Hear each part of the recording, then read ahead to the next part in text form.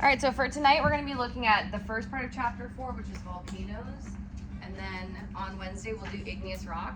And then next week, you'll do your igneous rock lab. So we're just going to be, like I said, a little bit ahead in the notes as to where we're at in lab. So if you want to follow along, this is chapter 4, part 1. We're going to learn some basics of volcanoes.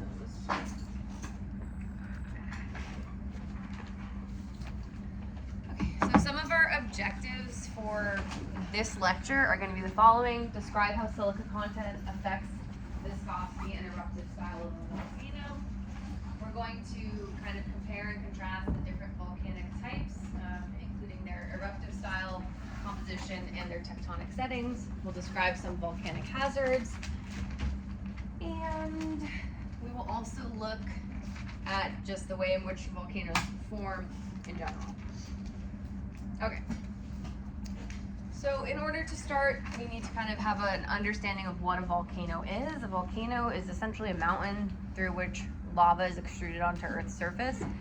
When lava is underground, it is known as magma. Magma is defined as molten rock that typically contains some crystals and varying amounts of dissolved gases. So there's going to be a different amount of liquids, solids, and gases in every magmatic composition. And when the magma finally makes its way to the surface and is erupted, it's known as lava. So they are the same thing. The primary deciding factor is where they're located. Lava sometimes will have reduced amounts of volatiles or dissolved gases because the gases escape when you get to the surface. The behavior of our magma is determined by 3 main factors. First, the temperature of the magma, then the composition of the magma, and lastly, the dissolved gases within the magma. And these 3 factors are going to control what is known as the viscosity of the magma. And viscosity will then in turn control the type of eruption that we have. So we're going to talk through kind of what viscosity is and what all these different factors do. The definition for viscosity is that it is a measure of a material's resistance to flow. So you can think of it like how sticky is this substance? That's going to be viscous. If it has a high viscosity, it's going to be really sticky. If it has a low viscosity, it's going to be runny, it's going to flow easily. So like in everyday experience, like water has a low viscosity. You knock over a glass of water, it's going to spill out everywhere. It's not going to stay near the source. Honey has like a very high viscosity. If I had a cup of honey and I knocked it over, I don't really need to like rush to clean it up. It's going to spill, but it's going to take time because honey is sticky, so it doesn't flow quite as readily. So this means that if you have higher viscosity, your flow rate is going to be a lot slower. So now the factors that affect it, temperature is going to be 1. As temperatures increase, the viscosity decreases. You can observe this also in your daily life if you ever like eat pancakes with maple syrup. In my family, we keep our syrup in the fridge, so it's like pretty high viscosity, or rather, yeah, pretty high viscosity, so it's pretty sticky. Some people I know, they like heat up their syrup on the stove, or if you go to like a brunch buffet, they have it all heated up and it's really runny. It behaves more like water. So you can kind of see this there.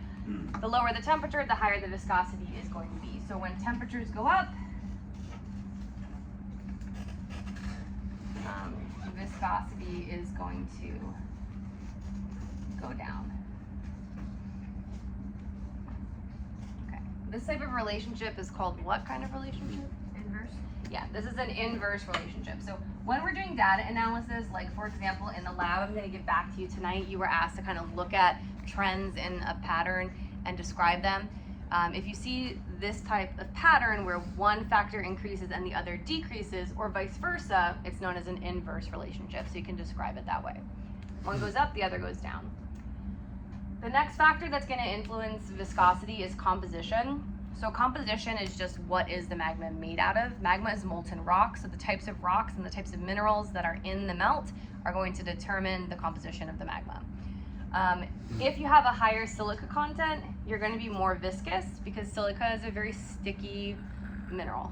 So when silica melts, remember it has those tetrahedron, the silicon oxygen tetrahedron, and they tend to like want to bond, so they stay kind of close together as much as possible, so they don't melt that easily, which means that if you have a lot of silica, you're going to be more viscous, and that's going to be prevalent in our continental crust producing magmas like rhyolitic and andesitic magmas. Lower silica content is going to be less viscous. It's going to produce like our basaltic lavas, and we're going to talk about all those compositions shortly. Right, and that's because the silicate, like I said, they start to link together really early in the crystallization process. So as soon as temperatures start to drop, the silica starts to bond, and it just makes it more sticky in the pipe. So again, in this case, we have SiO2 silica increasing is going to cause viscosity to increase. This would be known as a direct relationship. So these two are directly proportional, so when one goes up, the other goes up, and then if one were to go down, the other one would go down as well. Make sense of our question? So does the gas, does it have any effect on like the behavior of magma, well, like versus lava, or is that like the release of it is like the eruption? Kind of the second part, like the gases will have an impact, so we'll look at that in the next slide. Depending on which type of gases are dissolved, they're going to potentially affect viscosity and also just affect eruptive style. Because if you have, for example, water dissolved into magma, water lowers the melting point, so it reduces the viscosity of the material. The best way I can kind of give you to think of this is like if you ever melt, like if you're making a quesadilla, if you use something like a cheddar cheese, it's like a hard kind of dry cheese. It doesn't really melt quite as easily as something like a mozzarella, which is like a really wet cheese. So the more water you have, the lower the melting point, the easier it is for you to melt, the less viscous you're going to become. Gases can also expand when the magma gets near to the surface because of the reduced pressure, and then they can bubble out, which can cause like fountains of lava to escape. It just depends on how sticky the magma is and how easily the gases bubble out. You can also kind of think of like if you open up a can of or a bottle of soda that you shook up, the gases are all disturbed and they escape really quickly, and then like sometimes it makes your soda fizz all over the place. The same thing can happen here. A change in pressure when you open the cap of your bottle or when the magma gets close to the surface, it can cause the gases to very quickly come out of solution or come out of the melt, and then they can, drag some magma or lava along with them to create like little fountains of fire or little bubbles of things. Like if you're cooking spaghetti sauce on the stove and it bubbles up and it kind of pops out at you, same kind of idea that can happen with your lava as well. All right, so those are our three big ones. Dissolved gases are going to just be volatile depending on what they do. And then we have our two major eruptive types. So because of the differences in magmas that exist on Earth, you can have different types of eruptions. We can have the Hawaiian type eruptions, which involve fluid basaltic lavas. So typically these volcanoes are going to have really hot lava. It's going to be lower in silica. Both of those together are going to reduce the viscosity of that lava, so it's going to be pretty runny. It's going to move away from the source pretty far distances, sometimes like really far distances, which means that it's going to create these like sort of wide volcanoes. They don't have super steep sides because it's bubbling out from the top and then just flowing out in all directions. These types of eruptions typically involve outpourings of lava, and they can last weeks, months, even years at a time. So just like a continuous kind of bubbling up of magma as lava really spilling onto the surface. The other type we have are our explosive eruptions. There are like some specific different names like Plinian and others, but for our purposes we'll just say explosive. These are going to be associated with highly viscous magmas, so they're going to tend to be a little bit cooler in temperature and higher in silica. And they can expel particles of fragmented rocks at supersonic speeds. They can evolve into these very dramatic eruption columns like we see here. Lots of ash and other pyroclastic material. We don't see as much lava directly in this one. Lava's involved, but sometimes we're mostly seeing ash because a lot of the lava will clog up the pipes of the volcano since it's so sticky. So we'll look at both of these a little bit more in detail and the types of volcanoes they produce. So basically, like, the second one is like what happened with Pompeii a long time ago. Yes, this would be an example of that type of volcano. And the first one, they're called Hawaiian type for a reason because they're very commonly found in Hawaii. All right, so when an eruption occurs, some stuff is going to come out of the volcano. Lava is obviously going to be one. Lava flows, about 90% of all lava that reaches Earth's surface is basaltic, again, because it is a lower viscosity, so it's easier to get out of the pipes and actually spill onto the surface. About less than 10% is andesitic, which is a composition between basaltic and rhyolitic. It has less silica than rhyolite, but more silica than basalt, so it's a little bit more sticky. It's not as common. An even smaller fraction of rhyolitic lava reaches the surface. So rhyolite would not be as common of a rock as basalt, because there's a lot more basaltic lava than there is rhyolitic lava. When lava erupts onto the surface, we have different names for it. And the two very common forms are known as a'a and pohoihoi. So again, you might guess those are Hawaiian terms because they're found commonly in Hawaii. So a'a flows are a little bit cooler. They tend to be like chunky and blocky, and they run slower. They flow more slowly. Pohoihoi flows run a little bit more rapidly. They have smoother surfaces. They look kind of like the twisted braids of a rope. That's what pohoihoi means. It means like rope, braided rope. So it kind of looks like pretty, makes these like nice rivers of lava, and it can make these really beautiful looking features as well. Now, if you want to know like about how fast you have to move to outrun a lava flow, whether it's the quicker moving pohoihoi or the slower moving a'a lava flows, if I wanted to, like, imagine this is a volcano right here and it's about to erupt and the lava is coming and I want to escape it, I have to go like about this rate. The lava doesn't really move very fast. It's sticky, right? It's melted rock. Even the most, runny of it, the least viscous, typically isn't going to run that quickly. So you have to be pretty dumb to be killed by lava. Sorry to say. If anyone here knows anyone who died in a volcano, I do apologize, but you kind of have to make a choice, probably a bad choice, in order to be killed by lava. It's pretty easy to avoid, and we typically know where it's coming from, and we also kind of like know when it's gonna come. So if you have ever been, like as a kid, afraid of volcanic eruptions, you're probably fine. You probably don't have to worry about it. It's not something that commonly causes death. We'll talk more about that later on. But yeah, overall, you can pretty much avoid it pretty easily. At least lava. So here you see these guys, some volcanologists up at the top there, hanging out by an a'a lava flow. I wouldn't advise getting too close. These guys, they look pretty close. I'd say they're maybe like 10 yards from that lava flow, maybe. Now it is really hot, so if you get too close, like your clothes could combust or something because it's very hot. There's a lot of radiant heat coming off. And you can see there's fire here. See the chunky sort of blockiness of that lava flow, but it's not. They're not rushed, right? They don't look too stressed out, so you can get relatively close and still be okay. Pohoihoi looks more like this. So this again is like a ropey sort of appearance. It flows a little bit more readily. Typically not, like I said, crazy fast. There are instances where it will go somewhat fast if it's on a steep slope, but typically it's not going to be going, not like in the movies where it's racing down a hill towards you. That's not very realistic. I've heard some guys will actually, like, some people will actually use one of those kinds to like cook meat over. Probably. I mean, you definitely could. We also have block lavas. These are similar to a'a, but they're composed of andesitic or rhyolitic lava, so they just make much more massive blocks. And then there's something called pillow basalts, which you see on the bottom. These occur when basaltic lavas are extruded underwater, so they form this kind of tube-like structure. And the best way I can describe this is if you've ever, for whatever reason, had like a tube of toothpaste or like a lotion and you held it like this and you squeezed it and all of it sort of spilling out the top and it kind of just made this ropey thing that piled up on itself. That's what these look like. So if you want to try it at home, get some toothpaste and squeeze it in, you'll see like it makes all of these sort of tube-like structures that pile up on top of each other.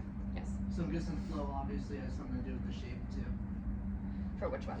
For like For the pillow difference in lavas? basaltic lavas where it's like smooth, rounded. Oh yes, because of it's mostly based on the viscosity. Okay, yeah. So it's going to produce rather rocky or more ropey things.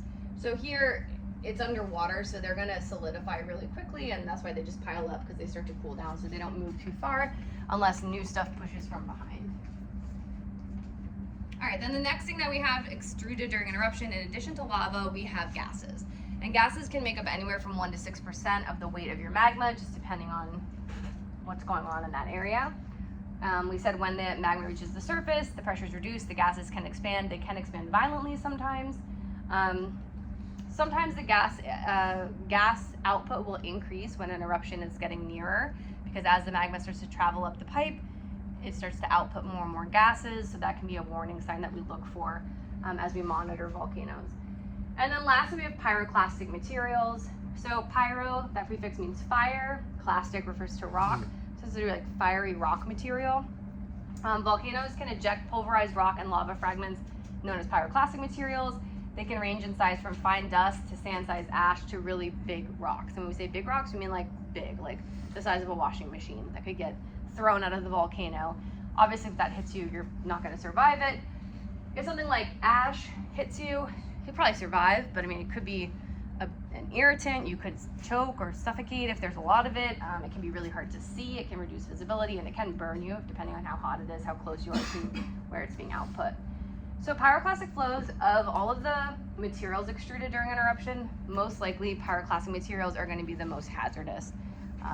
Like I said, unless you're making a really bad choice. Because these can go a lot further and they can happen much more quickly. These are some of the names that we give to different pyroclastic materials. Tephra is a form of volcanic ash. It has fine glassy fragments. If a lot of this ash falls in one place and is undisturbed, it will fuse together into a rock that we call welded tuff, just fused ash. If the materials are slightly larger, like the size of a walnut, we call them lapilli. They're just different size cinders. And then if they're like a pea-sized material, they're known as cinders. And then anything bigger would be like our blocks and our bombs. So just kind of different names for the pyroclastic material. They do look pretty cool though. They do. So blocks, pyroclastic blocks are things that are already hardened into rock prior to being extruded from the volcano. So they're solid rock, and then when the volcano explodes, it shoots the rock out. A volcanic bomb is ejected as lava, but it cools on its way to Earth's surface. So it also is a rock when it hits Earth's surface, but it forms like mid-air, so it tends to have this like more aerodynamic shape because it's actually forming in the air. This was already solid before it was thrown by the volcano.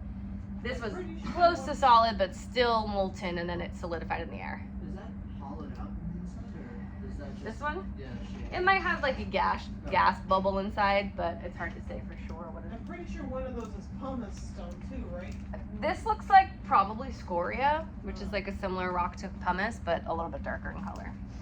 But again, it's kind of hard to tell from those pictures. But the sizes are large, so it says they need to be over 2.5 inches, but they can be, like I said, as big as you could imagine. Like obviously that one on the right is a lot bigger than 2.5 inches. On the left there, though, that one's probably not much bigger than 2.5 inches. All right, so these are some of the other pyroclastic materials, like we just mentioned, pumice and scoria. Pumice is a light gray or pink porous rock. It's formed from frothy, andesitic, or rhyolitic lavas. So pumice is really low density. It floats in water. You've probably seen it before if you ever like get your feet buffed at the salon. Sometimes they use pumice to do that. It's technically known as a volcanic glass. It does have a glassy texture, but it's kind of hard to see because of all the bubbles in it. It looks like, they say, more frothy. When you look at an actual sample of pumice and you look kind of into those holes or those vesicles, you can sort of see like glassy shards.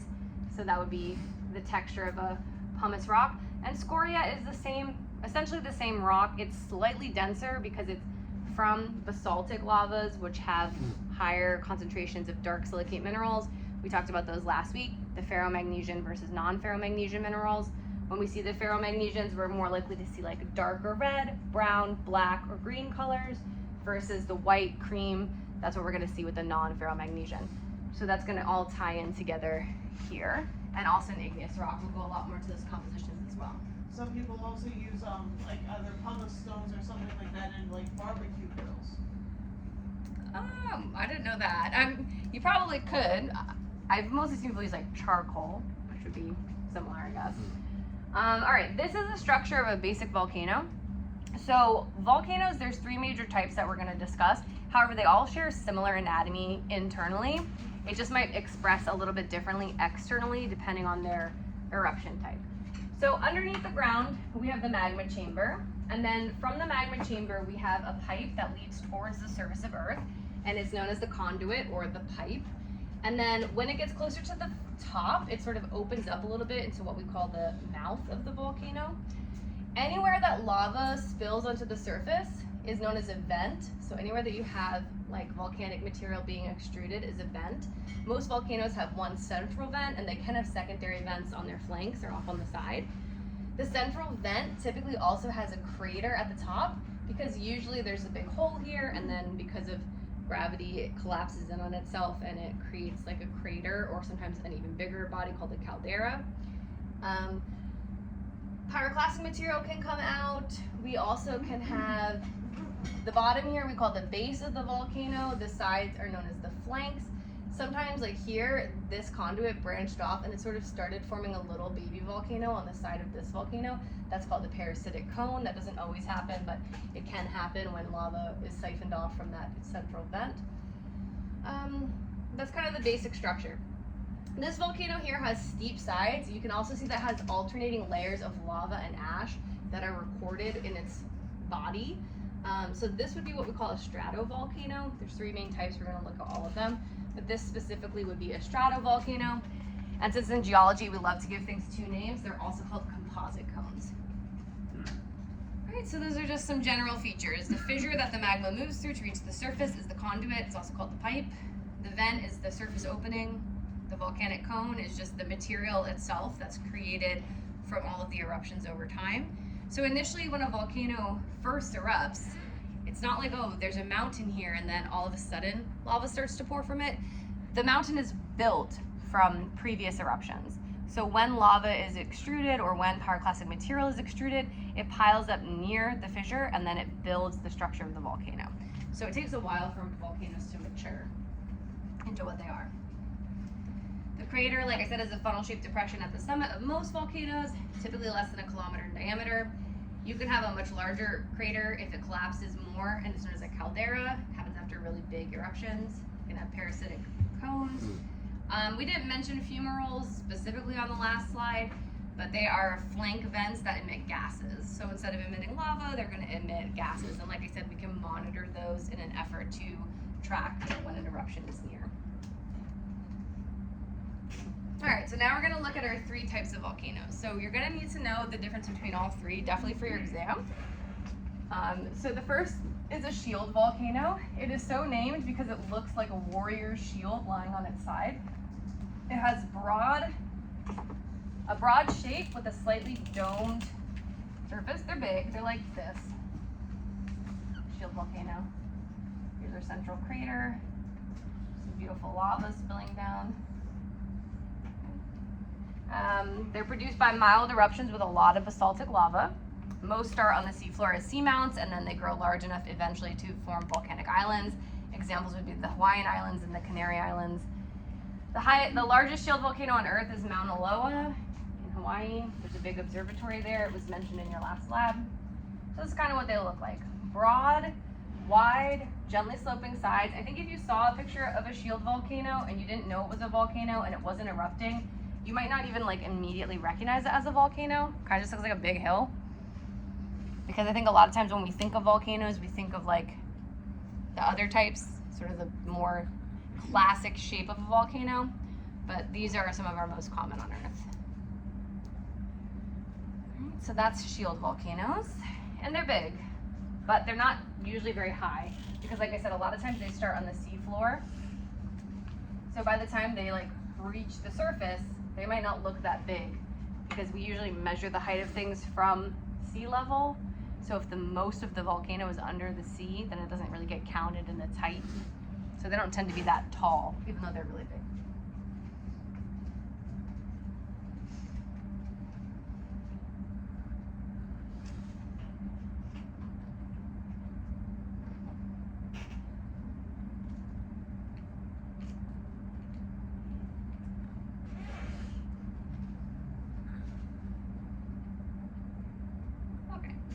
This is an example of what some of the shield volcanoes in Hawaii look like. So you can see, like I said, if you were to see that picture in the bottom, you would be like, that's a volcano. It's just kind of like a slightly sloping field. But yes, and then obviously if it was erupting, you would know it is. So this is what they look like. Broad, sloping. Kilauea, I think I told you, has been like continuously erupting since like 1989. It's like been on and off the past couple years, but pretty much continual eruption for the past like 30 something years, 35 years. And that's what builds the Hawaiian Islands, so that's good. We want it. And then eventually it'll move on to some new spot. See some craters here, but the caldera is all the way across. So the big kind of collapsed area at the top would be the caldera. And it forms when the magma chamber gets emptied. So during a really big eruption, a lot of the magma is drained. Now there's nothing to support this rock that's above this space, so it just collapses in on itself and creates that caldera. So what would Krakatoa have been? Krakatoa is, I think, actually, I have to look. I don't actually know off the top of my head what it is. I think it's probably a subduction volcano. The next type of volcano we have is a cinder cone volcano. Now these guys are little. They're built from ejected lava fragments. A lot of times they have cinders, obviously. That's why they're called cinder cones. They spew out smaller pyroclastic material. They have a steep slope angle. They're pretty small. They frequently occur in groups. And they can occasionally be associated with extensive lava fields as part of like what we call basalt, like flood basalts, but not always. So I think when I think of a cinder cone, I always imagine two things. If I'm ever drawing like a picture of dinosaurs and I draw a volcano in the back, I feel like the volcano I draw is a cinder cone. It looks kind of like this, right? Something like that. If you ever go to Hibachi and they make a little volcano out of an onion, it kind of looks like a cinder cone. Small, steep sides, they like shake a little bit of salt and it makes little sparks that fly out the top, just like the cinders would do. So that's kind of what these guys look like. Occasionally, like we said, they can be associated with a lot of lava flows, but that's not their typical. Typically, it's just like a few little sparks and things blowing out. And again, since they go, up to this height maybe, the cinders fall back down to earth, they build up the sides of that volcano, and they create that steep-sided structure. So anytime your volcano has steep sides, it just indicates that typically the material it's extruding is not going far from the source. It's going to stay near to the source and build up the height. Okay, there's Paracutin. You can see a lava flow, an extensive lava flow here in Mexico because this one erupted lava for 9 years and buried a bunch of places nearby. But again, that's not always the case for cinder cones. So you see the shape there, pretty small, just a little steep-sided guy. The last type of volcano we have is the composite volcano, which is also known as a stratovolcano. This is our big, classically shaped, snow-capped mountain, Mount St. Helens, anything in the Cascades or the Andes. They're stratovolcanoes. They're called stratovolcanoes because strato means layers, and they're built of alternating layers of ash and pyroclastic material and lava. They have a steep side because the lavas that are extruded are really viscous, so they don't go very far from the source, and they build up the sides of that volcano. They also are going to extrude a lot of pyroclastic material because since the lavas are very viscous, they don't tend to make it all the way to the surface. Instead, the volcanoes tend to explode with a lot of force and let out a lot of pyroclastic materials. Most of these are located around the Ring of Fire, or what we call the Circum-Pacific Belt. Well, hopefully we know why. In that area, we have a lot of subduction. So these stratovolcanoes are the product of subduction. So these are going to be our subduction zone volcanoes. So something like Mount Fuji in Japan. Yep. Any of these tall, steep-sided, snow-peaked mountains are most likely composite cones. The reason it's called composite, it's just like strato. Strato means layers. Composite means combination of different things. So combinations of these alternating layers of ash and lava. So that's why they have those two names. I think I use both of those names pretty interchangeably, so you're going to want to make sure you know both. Yes?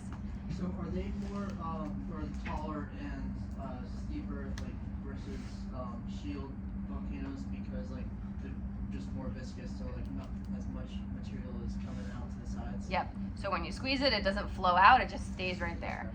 Also, they tend to form on land, so a lot of times, like I said, we measure the height of a volcano from sea level. So even if this were bigger than this one, if it's only starting here at sea level, we only measure this height. So shield volcanoes can be the biggest on Earth, but they're not typically the tallest on Earth. Usually the stratovolcanoes are going to be the tallest. So Mount St. Helens would be a big example as well. That's what these look like. Yes? What would Yellowstone be considered? Yellowstone is a super volcano. It would be it would be like a composite, basically. It's really actually just a hotspot volcano formed with rhyolitic lava. It's just there's not a lot of volcanoes like that one. So it doesn't really have its own classification. It's So just it's like its own thing. the Yellowstone supervolcano. And the reason that it's not like a big volcano is because the eruptions are so rare. Right? Question? Kilimanjaro, wouldn't it be the same? Wouldn't it be that cone one that on the inside you could like look inside and it's like the dinosaur bones? But it's one of those huge. It's actually the biggest freestanding mountain. Like it's huge, huge basin. Yeah, I'm not sure. Kilimanjaro. Where is that? In It's right Japan? on the. It's in Tanzania, so it's like right there on the Pacific Coast. Tanzania. Yeah, so it's probably subduction as well. It might just have a caldera if there was like a recent eruption that caused collapse. You can still have craters on any of these, Yeah. right? It's just that like typically if there hasn't been an eruption in a long time, then you'll have the built up structure, you won't see that collapse. But you can. Like this is an example. So this one you still have the snow peak, but it's not as sharp peaked as I like drew it. You can kind of see where that caldera would be. It's just covered up with snow in this case. All right, so next up we have pyroclastic flows. I think I said before, pyroclastic flows are probably the most dangerous of all the volcanic hazards. Pyroclastic flow is a mixture of hot gas infused with incandescent ash and lava fragments that flows down a volcanic slope. I showed you how quickly you have to outwalk lava. I cannot show you how quickly you'd have to outrun a pyroclastic flow because they can go like 50 miles per hour, and I definitely cannot run that fast. So if you are near a pyroclastic flow, chances are you're not getting out of it. Unless you're Chris Pratt in Jurassic World 2, because he runs right through one and he's fine and his clothes aren't even burned off or anything.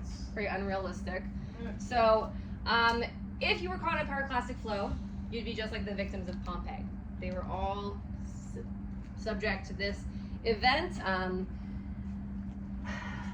when Mount Vesuvius erupted, and you're gonna die pretty quickly, truthfully. The temperatures inside a pyroclastic flow are so hot they can actually like char human bones. It's like about as hot as a pizza oven. If you didn't die instantaneously just from the shock of that temperature, you would choke to death on all of the ash and the lack of oxygen. Just like poisonous gases in there, so you would choke on that. But probably you're just gonna like not quite vaporize, but you're gonna burn up super quick. It's really not something you'd be able to escape.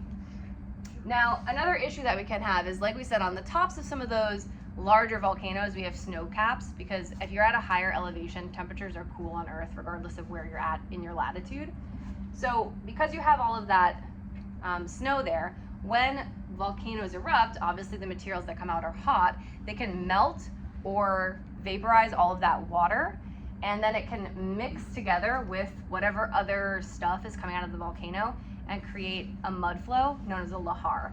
So if you have a pyroclastic flow and then you're melting a bunch of water off the top of a volcano and they mix together, you're gonna create this like really thick sludge. It's gonna act like cement. So it's gonna run down the side of the mountain very quickly, and then it can encase like whatever it runs over. So if it runs over a car or a person and then it eventually stops moving, it's gonna, all that water will drain out and it will act like cement and it will just enclose whatever it happened to be around. So that'd be another pretty bad hazard of volcanoes. Lastly, we can have volcano-related tsunamis. So this can occur if you have like a collapse of the mountain. It can displace water and cause waves. You can have volcanic ash. Even if it's not directly impacting you, it can be hazardous to things like airplanes.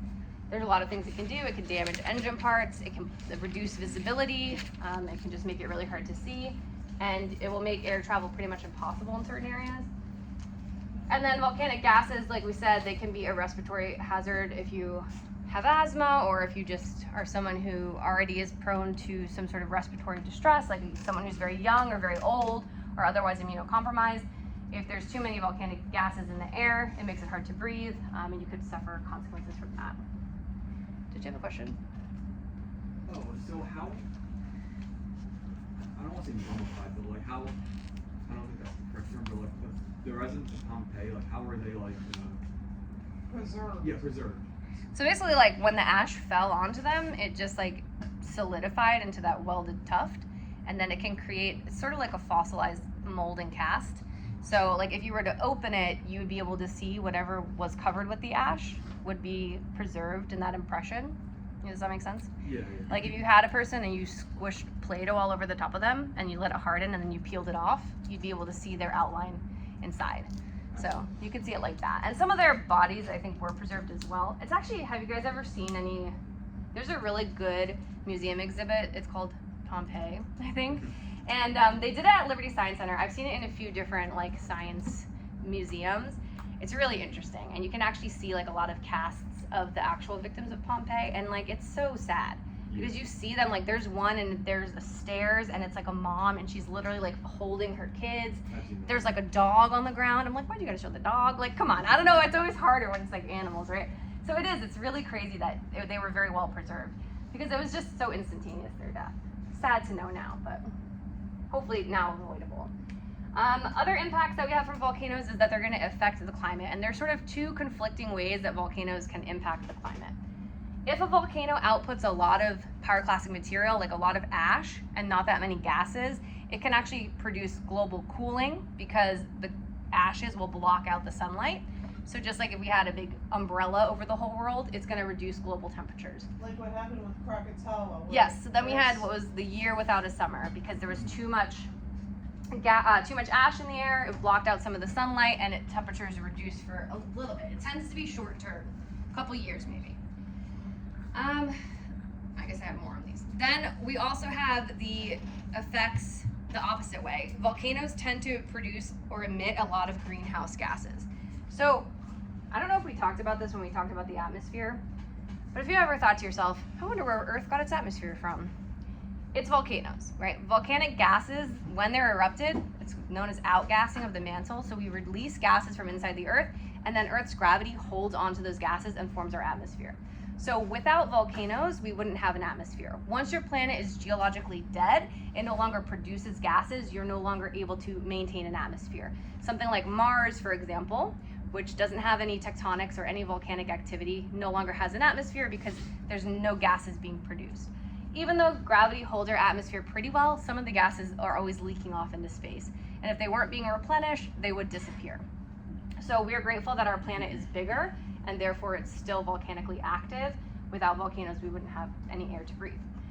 So a lot of greenhouse gases are emitted from volcanoes. And of course, greenhouse gases trap heat, so temperatures can get warm in periods where there's a lot of volcanic activity. An example would be like during the time of the dinosaurs back in the Mesozoic, there was a very high levels of volcanic activity and some of the warmest recorded temperatures we have. Well, warmest temperatures we have in our history. Not technically recorded, but we look at them through proxy data. So generally that would be the warming. It's a little bit longer term. All right, so this just kind of summarizes everything I told you. So pyroclastic flows, they're propelled by gravity. They move similarly to snow avalanches. They go super fast. They usually happen if there's some sort of collapse of a tall eruption column. So like a bunch of debris is put into the air and then it kind of collapses and it rushes down the side of the mountain. They look very much like an avalanche. They're dramatic. They're really something to watch. I think I told you sometimes I had my students in my old class watch the movie Dante's Peak. And in it, I would say to them like, okay, let's look at this film, this Hollywood adaptation, and try to determine what parts of it do we think are accurate and what were like elaborated for just drama in the movie. And they would almost always say that the pyroclastic flows were elaborated, and they're like the one thing that movie shows accurately. Pyroclastic flows are so dramatic, Hollywood doesn't even have to make them more interesting. Like they're already dramatic. So they move really quickly, they're very dense, so they knock into buildings, they can blow out the windows of buildings, they can knock trees right over, catch them on fire. Very dramatic to watch. This is an example of what it looks like, so you can get a sense. You may have heard of like, I think they did a few documentaries on those two people. It was like Katya and someone, I forget. They did a Netflix, a Nat Geo one that was like something of love. I don't know, but they were volcanologists and they both died in a pyroclastic flow because they got a little bit too close to one when it occurred. So, you know, even the people who study this stuff, it is dangerous. So you do want to stay away if possible. Lahars I told you about, this is the mud flow. So again, volcanic debris gets saturated with water and it moves down that volcanic slope. They can occur either when magma gets close to the surface and melts it, or if the actual eruption occurs and then mixes together with that pyroclastic material. So in 1985, there were examples of lahars in Nevada del Ruiz, which killed 25,000 people. Sometimes it's hard to imagine like how many people that is. 25,000 is a lot of people. This is an example of what it looks like. They show this in Dante's Peak as well. Almost a scene exactly like this. The guy's on the bridge and the lahar comes through and he's like, I'm sorry, and then he goes away. It was Pierce Brosnan's boss who didn't listen to him that there was going to be a volcanic eruption. So then of course he had to die. Other hazards, like we said, volcano-related tsunami, volcanic ash, and volcanic gases. You guys might remember this, 2010, there was a big eruption in Iceland and it created this ash and it disrupted air travel for like a couple days, so people in Europe like couldn't go anywhere. They just got stranded because you can't drive through it, and if the ash gets high enough into the atmosphere, it takes a while to come back down, and there's nothing we can do about it, right? Sometimes the planet Earth is just like, sorry, you have to deal with whatever I'm gonna throw at you, and even if you want to move or go somewhere, you can't. And it just kind of reminds us that we're not quite as all-powerful of a species as we think we are. We are still at the mercy of the Earth. Alright, then again, we show here some potential eruption with significant ash, which can, like we said, block out the sun, reduce photosynthesis, reduce availability of food, because temperatures are lower. So that'd be an example of what that might look like. Okay. Like these got kind of a little out of shape. Out of place. Like the Krakatoa eruption was so like devastating that the island is no longer in existence. Yep, that's all it takes, man. Just one big natural disaster. Like natural disasters take a really long time to recover from. Like we said, the Earth is very powerful, and if you're in its way and it wants to do its thing, you gotta try to avoid living in areas where this is gonna be common. So this talks about a little bit about other volcanic landforms. I don't know if I kind of threw these in the wrong place. I'll just kind of move through. So in addition to the hazards that can be produced, we can also produce, during a large eruption, some of these calderas, which we mentioned before. These are some of the different types of calderas. So we have the crater lake type, which is going to form when a composite cone collapses and creates eventually a depression that will eventually fill with water, so it makes like a lake within the crater at the top. Hawaiian type calderas are going to form gradually from the collapse of the summit. They tend to be pretty big. And then the Yellowstone type, like we talked about, are going to form from the collapse of a big area after discharge of large volumes of pumice and ash. But like we said, the Yellowstone are not common. There's not really a lot of rhyolitic volcanoes on Earth. Obviously, in the beginning, we said they account for less than 1% of all eruptions on Earth. So they don't typically occur that frequently. So when they do, they're really complex histories. Yellowstone will erupt again at some point, and its eruption will be a global event. Pretty much the entire western U.S. will just be gone, and here in the eastern U.S., we're not going to probably die immediately, but we will feel effects from it. Like we will feel climate changes, temperature changes, probably ash will reach us. It's going to be definitely a big event when it does occur.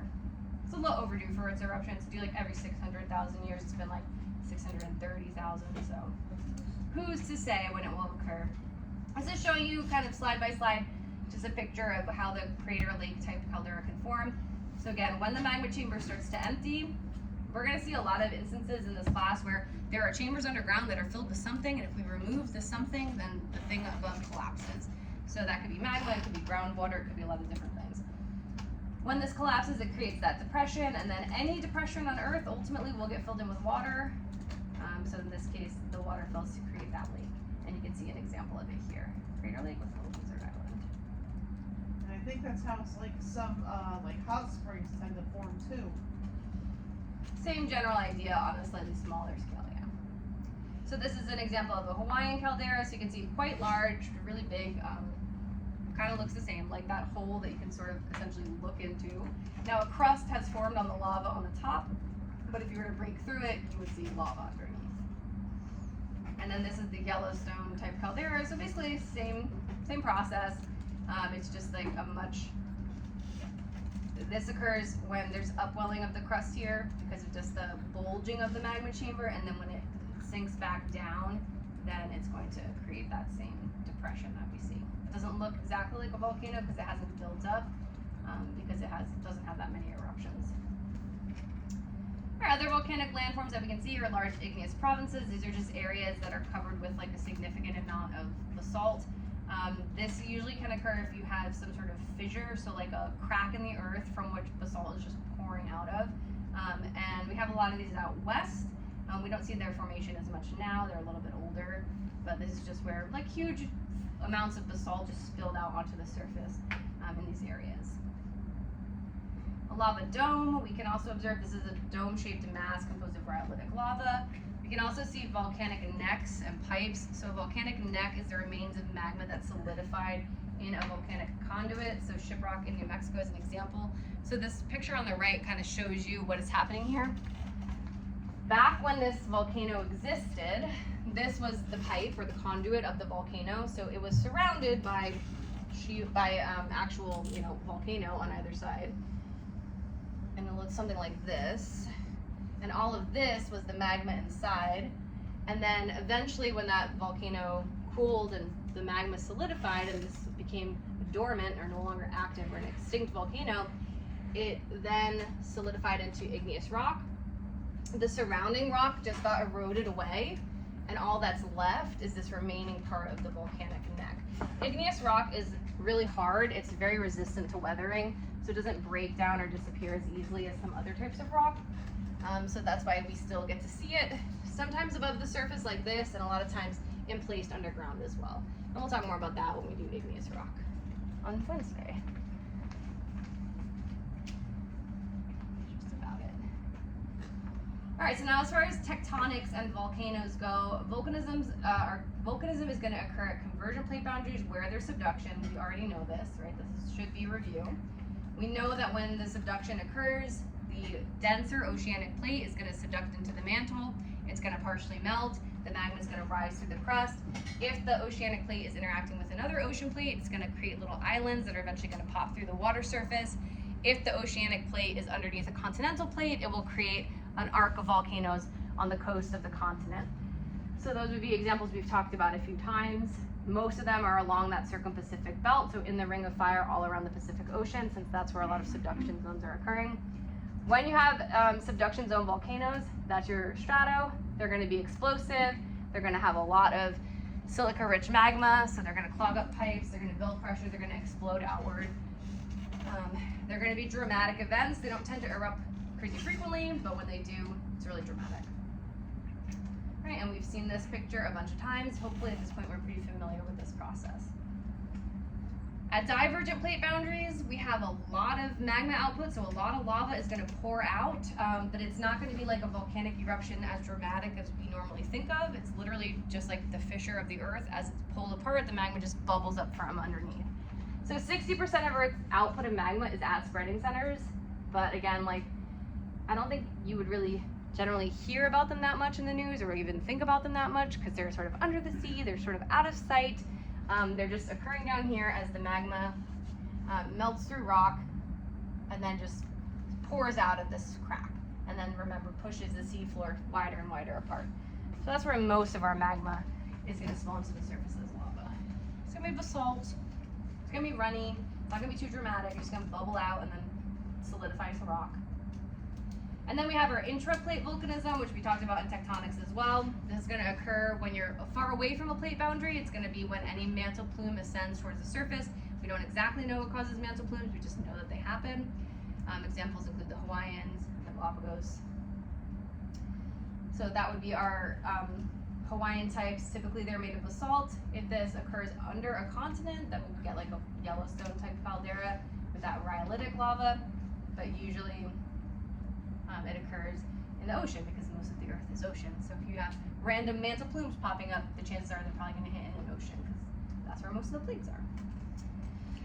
All right, now next up is just the last kind of part is monitoring volcanic activity. So like I said, you have to make some pretty bad choices typically to die in a volcanic eruption. It's usually pretty easy to avoid. We're pretty good at detecting when a volcano is going to erupt, and we use a lot of different data collection efforts to do that. We look at changes in the patterns of earthquakes, so that could indicate that there's like things happening under the surface. So if the earthquakes are getting shallower, it could say, okay, maybe magma's moving up towards the surface, it's gonna come out soon. We look at the actual literal shape of the volcano. Does it look like it's bulging and about to burst with a bunch of lava spilling out? Okay, then probably means it's gonna erupt soon. We look at changes in the composition or the amount of gases that are released, so we can do that with actually going out and collecting at fumaroles, or now we use a lot of remote sensing. So we can send like a robot to do our job and go collect samples so we don't accidentally get burned or anything in the process. We can also measure ground temperatures. It's pretty straightforward, right? Magma is really hot. We didn't really talk actually about specifically how hot magma is, because we'll talk about it with igneous rock. Magma ranges anywhere from about 700 degrees Celsius to about 1250 degrees Celsius. That's really hot. So if it's coming near you, you're gonna be hot. If the magma is moving up through the ground is gonna get hotter when the magma is closer. So that's another thing that we can measure. In order for a volcano to be accurately measured, you have to look at it for a long time. So like on the order of decades. You have to develop what's normal for that volcano before you can figure out if there's something abnormal going on, right? So if I come and I observe a person or whatever, I observe anything for one day, I probably can't tell in the first 10 minutes if they're behaving normally because I have no idea what they behave like normally.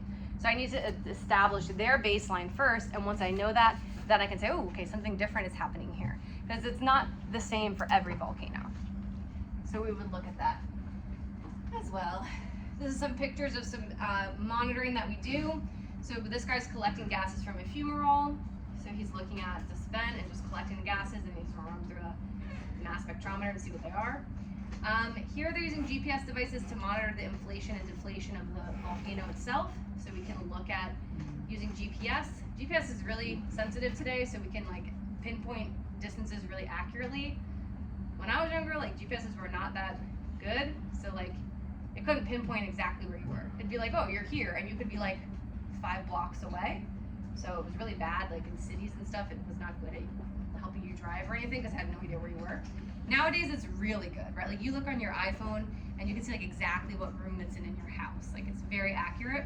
So because of that, we can track even minute changes in volcanoes.